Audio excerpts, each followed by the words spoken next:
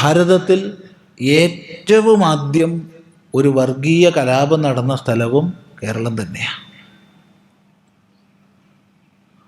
ഏതാ ഭാരതത്തിൽ ആദ്യത്തെ വർഗീയ കലാപം? 1498 വാസ്കോ ഡ ഗാമ കോഴിക്കോടടുത്ത് കപ്പലിറങ്ങി. അതിനെത്രയോ മുമ്പ് തന്നെ സാമൂതിരിയും അറബി രാജ്യങ്ങളുമായിട്ട് കച്ചവട ബന്ധമുണ്ട്. സാമൂതിരിയുമായിട്ട് മാത്രമല്ല, സാമൂതിരിയും കൊച്ചി രാജാവും ഒക്കെയായിട്ട്, മുസിരിസ് കേന്ദ്രമായിട്ടായാലും കോഴിക്കോട് കേന്ദ്രമായിട്ടായാലും ധാരാളം കച്ചവട ബന്ധങ്ങൾ നിലനിൽക്കുകയാണ്. പിന്നീട് ഇസ്ലാം മതത്തിൻ്റെ ആവിർഭാവത്തിന് ശേഷം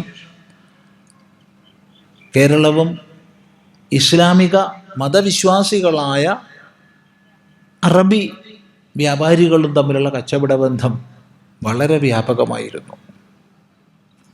പക്ഷേ വാസ്കോ ഡ ഗാമയും സംഘവും വന്നതിന് ശേഷം ഈ മുസ്ലിങ്ങളുമായിട്ടുള്ള കച്ചവടം അവസാനിപ്പിക്കണം എന്നവർ നിർദ്ദേശിച്ചു.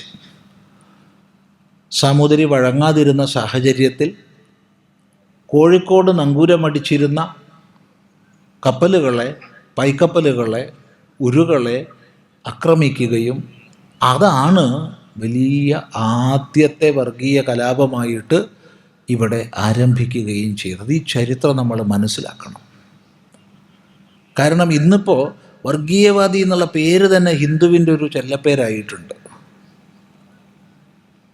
ശാന്തമായി സമാധാനമായി ജീവിച്ചൊരു നാട്ടിൽ ആദ്യമായി മതഭേദത്തിൻ്റെ അടിസ്ഥാനത്തിൽ കലഹം കാണേണ്ടി വന്ന ദുരവസ്ഥയാണ് ഹിന്ദു അനുഭവിച്ചത്. എത്ര പേര് ഇതിനെക്കുറിച്ച് ചിന്തിക്കാറുണ്ടെന്നറിയില്ല, എത്ര പേര് ചിന്തിച്ചിട്ടുണ്ടെന്നറിയില്ല.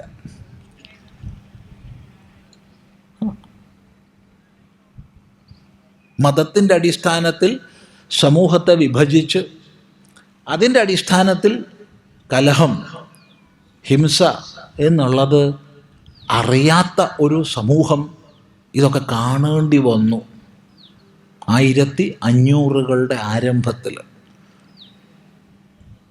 അത് കോഴിക്കോടാണ് ആദ്യമായിട്ട് നടന്നത്. എത്രമാത്രം പായ്ക്കപ്പലുകളും ഉരുക്കളുമാണ് അന്ന് നശിച്ചു പോയത് ഇവിടെ. എത്ര പേർക്ക് ജീവാപായം ഉണ്ടായി എന്ന് പറയാൻ അറിയില്ല. പക്ഷേ അനേക ശതം പേർക്കുണ്ടായി. കാരണം ഇവിടെ അറബികൾക്ക് അനുകൂലമായി നാട്ടിലെ മുസൽമാന്മാർ ചേർന്നു. രണ്ടുപേരും തമ്മിൽ സംഘടന ഉണ്ടായി. ആ സംഘടനത്തിന് സാക്ഷിയാവേണ്ടി വന്നു കേരളം. പിന്നീട് മതങ്ങൾ ഇവിടെ പെരുകി. പലതിൻ്റെ സ്വാധീനങ്ങളും ശക്തികളും ഉപയോഗിച്ച് മതങ്ങൾ അധികാരത്തിൻ്റെ അകത്തളങ്ങളിലേക്ക് വന്നു.